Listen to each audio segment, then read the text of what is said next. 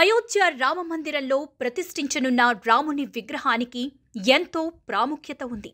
ఈ రాముని విగ్రహానికి సంబంధించి ఎన్నో నియమాలున్నాయి. ప్రస్తుతం ఈ విగ్రహాలు అయోధ్య రాముని ఆలయంలో ప్రతిష్టాపనకు సిద్ధంగా ఉన్నాయి. అయితే ఈ విగ్రహాల శిల్పి ఎవరు? ఈ విగ్రహాల గురించి ఆసక్తికరమైన విశేషాలను ఇప్పుడు తెలుసుకుందాం. ముందుగా మా సోషల్ పోస్ట్ ఛానల్ని సబ్స్క్రైబ్ చేయండి. నోటిఫికేషన్స్ కొరకు పక్కనే ఉన్న బెల్ ఐకాన్ పై క్లిక్ చేయండి. వేల సంవత్సరాల చరిత్ర, ఏళ్ల తరబడి గొడవలు, ప్రపంచ వ్యాప్తంగా ఉండే హిందువుల ఆకాంక్ష సౌధం అయోధ్య రామజన్మభూమి. ఎన్నో తరాల వారికి, మానవ జాతికి ఆదర్శ పురుషుడిగా నిలిచిన రాముడి జన్మస్థలంలో రామమందిరంలో ప్రస్తుతానికి తొలి దశ పూర్తయింది. ఈ నేపథ్యంలో త్వరలో ఉత్తరప్రదేశ్ రాష్ట్రంలోని అయోధ్యలోని రామమందిరంలో రామయ్య అందరికీ దర్శనమివ్వనున్నారు. అయోధ్య రామాలయం ట్రస్ట్ సభ్యులు జనవరి 22న ప్రారంభోత్సవానికి అన్ని ఏర్పాట్లు చేస్తున్నారు. ఈ దేవాలయం ప్రారంభోత్సవం కోసం దేశ ప్రజలంతా ఎంతో ఆసక్తిగా ఎదురుచూస్తున్నారు.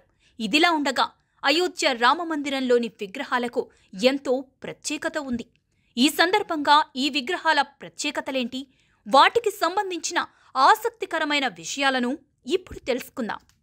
ప్రస్తుతం అయోధ్య రామమందిరంలో 3 ప్రత్యేక విగ్రహాలు అందుబాటులో ఉన్నాయి. ఇందులో ఏది ప్రధానమైనదని ఇంకా నిర్ణయించబడలేదు. ప్రస్తుతానికి 3 వేరువేరు విగ్రహాలను రూపొందిస్తున్నారు.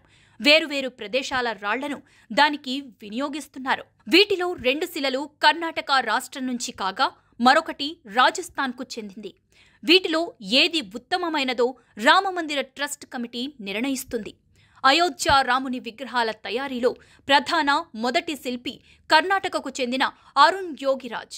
ఆయన తయారు చేసిన విగ్రహం ముదురు రంగుతో 51 అంగుళాల పొడవు ఉంటుంది. 5 ఏళ్ల బాలుడిలా రామయ్య విల్లు, బాణం పట్టుకుని దర్శనమివ్వనున్నాడు. ఈ విగ్రహం కర్ణాటకలోని కృష్ణానదిలోని ఓ రాతితో చెక్కబడింది. అయోధ్యలో చెక్కబడిన మరో విగ్రహం తెల్లని రంగులో ఉంటుంది. ఈ విగ్రహంలో స్వామివారి ముఖంలో చిరునవ్వు కనిపిస్తుంది.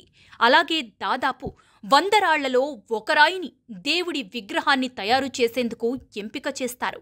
ఈ విగ్రహం ఎన్ని సంవత్సరాలు గడిచినా పాడవకుండా ఉంటుందని నిపుణులు చెబుతున్నారు.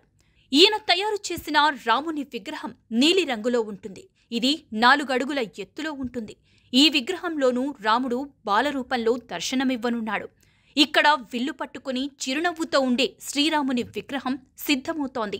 ఈ 3 శిల్పులు తయారు చేసిన విగ్రహాలలో ఒక విగ్రహాన్ని రామమందిర్ ట్రస్ట్ కమిటీ ఎంపిక చేస్తుంది. శంకరాచార్య, విజయేంద్ర సరస్వతి, ఇతర మఠాధిపతులు, సాధువుల అభిప్రాయాల్ని తుది నిర్ణయం తీసుకోనున్నట్లు ట్రస్ట్ కమిటీ సభ్యులు తెలిపారు. రామమందిర ట్రస్ట్ సభ్యులు తెలిపిన సమాచారం మేరకు శ్రీరాముని బాల్య స్వభావాన్ని ప్రతిబింబించే విగ్రహం ప్రతిష్టాపనకు ఎంపిక చేయబడుతుంది. ఈ విగ్రహం చూడడానికి అందంగా, ఆకర్షణీయంగా ఉండి భక్తులను ఆకర్షించేలా ఉంటుంది. సృజనాత్మక రూపకల్పన, ఆలోచన తీరు, రాయి నాణ్యత, విగ్రహ వయస్సు అన్నింటినీ పరిగణలోకి తీసుకోవటంతో పాటు శిల్పుల కీర్తిని కూడా పరిగణలోకి తీసుకుని విగ్రహాన్ని ఎంపిక చేయనున్నారు.